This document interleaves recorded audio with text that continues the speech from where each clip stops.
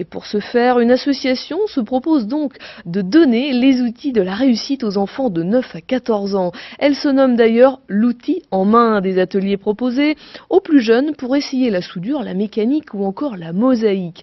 Pour la section Choltaise, hier, c'était un peu la fin d'année. Avec la remise des diplômes, on écoute Bernard Bienvenu, le président de l'outil en main.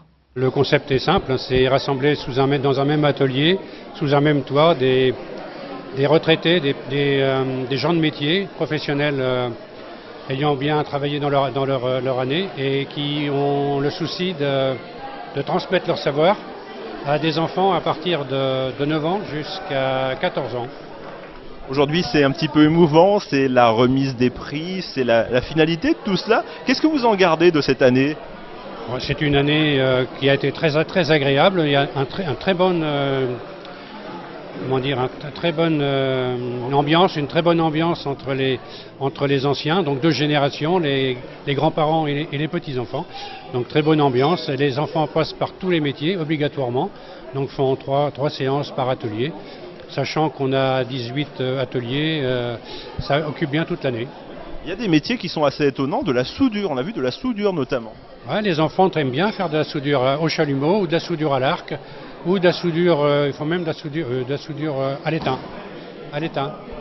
Tout ça, c'est des métiers qui sont en tension, qui recherchent justement à draguer cette nouvelle génération-là.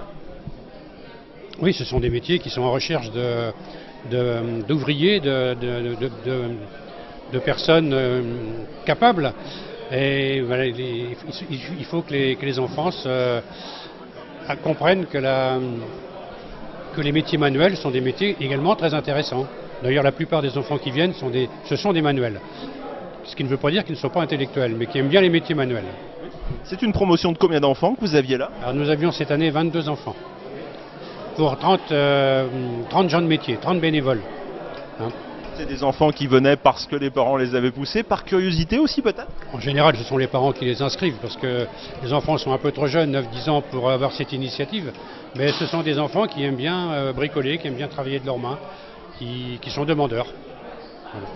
Qu'est-ce qu'on peut vous souhaiter pour les prochaines années ? Peut-être encore plus de jeunes à former ? Alors, ce qu'on peut nous souhaiter pour les prochaines années, c'est d'avoir un atelier qui soit un peu plus convenable.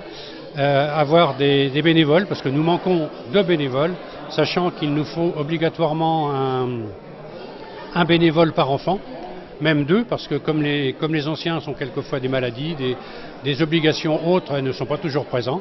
Donc nous espérons avoir 2 bénévoles par activité. Oui, pour les parents qui voudraient inscrire leurs enfants, comment ça se passe concrètement ? Comment on vous rejoint ? Les parents nous téléphonent en général, passent nous voir ici, voir comment fonctionnent les ateliers.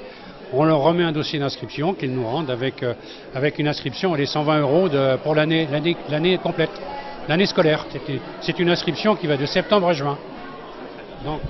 Donc ce soir, c'est notre dernière séance, 27 juin. Une ultime question, allez, on a vu sur la table différentes œuvres. Qu'est-ce que c'est ? C'est les œuvres majeures des enfants qu'ils ont fait toute l'année ? Oui, ce sont le travail qu'ils ont pu exercer à chaque atelier. Et qui emporteront chez eux une fois que les parents les auront vus sur la table.